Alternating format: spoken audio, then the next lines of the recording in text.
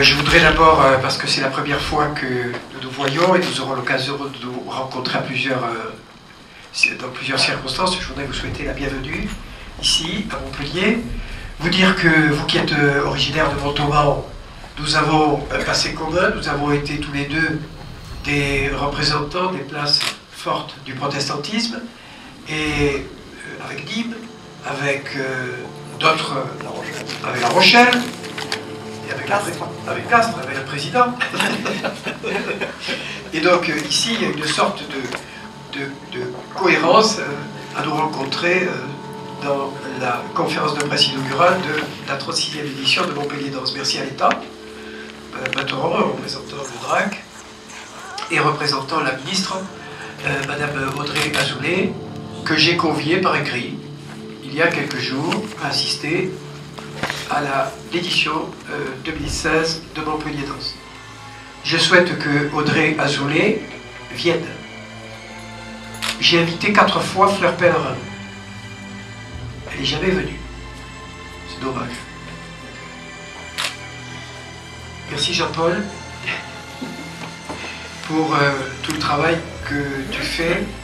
Et merci pour cette édition qui honore la ville de Montpellier et sa métropole. Parce que la volonté a été de mettre en lumière tous les danseurs de la Méditerranée, toutes ces cultures, et je partage la réflexion du président sur la civilisation, mais toutes ces cultures, on va le dire simplement, en langue vulgaire. Toutes ces cultures qui font notre spécificité et notre vivre ensemble. Montpellier a souhaité, Montpellier et sa métropole ont souhaité donner à la culture une force particulière. Ce n'est pas parce que l'humanité se déchire que nous devons faiblir sur un certain nombre de comportements et sur la promotion de la civilisation. Et la culture y concourt. Nous sommes aujourd'hui première métropole culturelle et sportive. Je rajoute sportive, ça m'évitera de faire 2 phrases. Derrière Paris.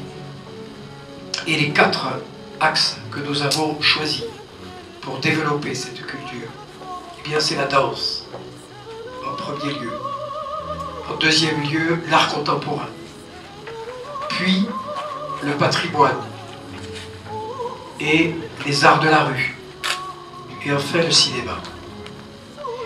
Ce que nous faisons en donnant au Festival méditerranéen du cinéma, ou du cinéma méditerranéen plus de force, en recrutant un nouveau directeur, M. Leparc, et en proposant à l'ex-ministre de la Culture, mon ami Aurélie Filippetti, de venir au festival, c'est que nous marquons le festival méditerranéen de cette pierre blanche qui donne à Montpellier sa place autour de la Méditerranée. Je n'avais pas anticipé la force que représente la réforme territoriale dans sa vie de tous les jours, dans ce qu'elle entraîne dans la vie de tous les jours. J'avais considéré qu'il y aurait 2 métropoles, une grande métropole à l'ouest, Toulouse, capitale régionale, et puis une autre métropole de la Méditerranée, Montpellier.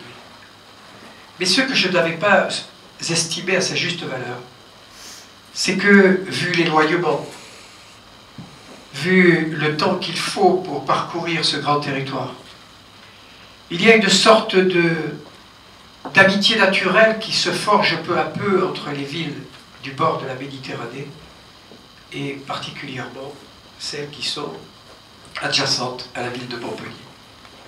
Ça, je ne l'avais pas intuité, et pourtant.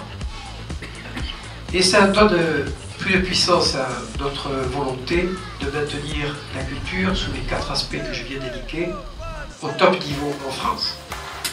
J'aurai d'ailleurs l'occasion de m'exprimer plus avant sur ce sujet dans une vingtaine de jours.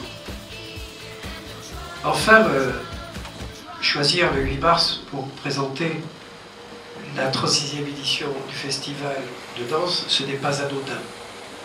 Jean-Paul l'a exprimé en début de propos, c'est vouloir illustrer par l'art une journée d'acquisition des droits, une journée fondamentale pour la liberté et pour la République.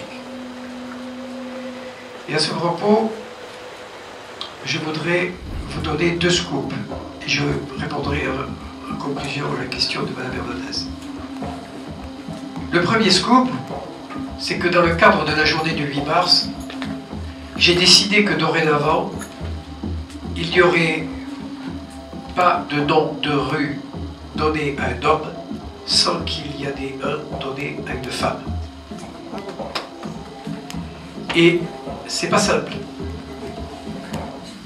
Parce qu'il y a moins de femmes qui exercent le pouvoir, qui sont en revue que d'hommes.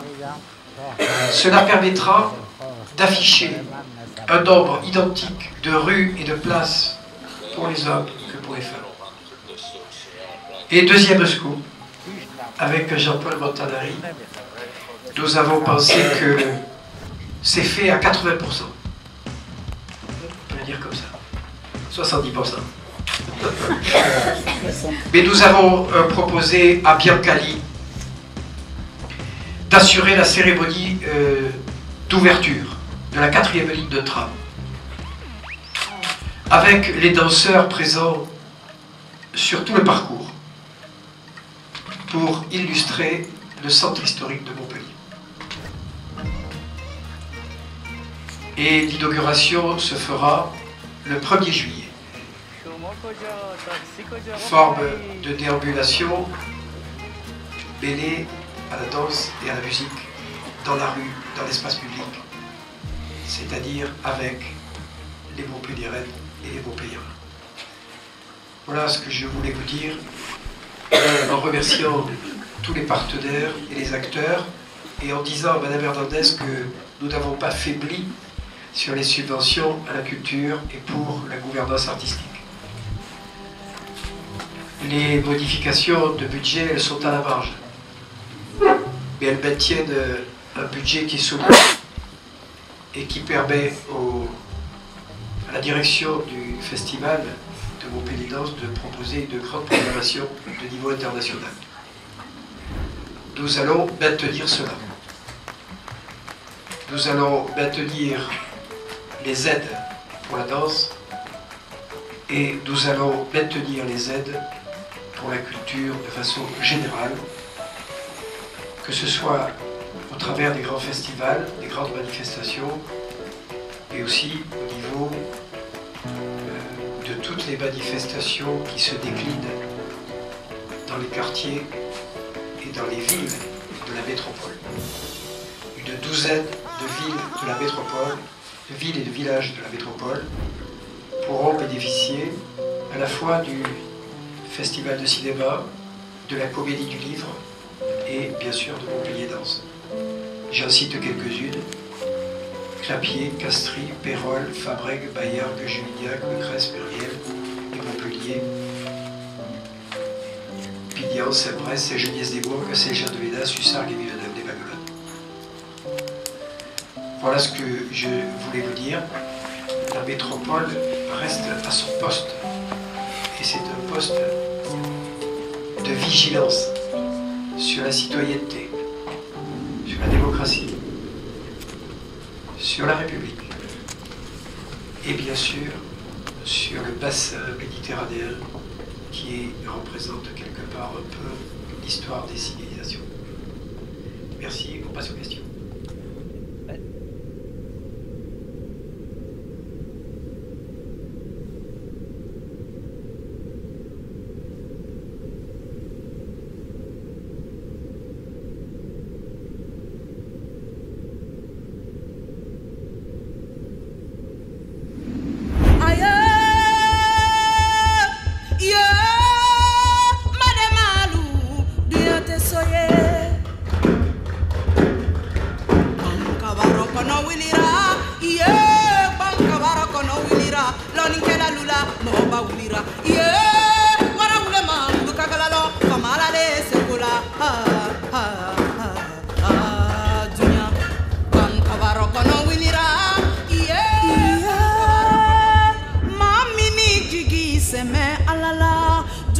Again.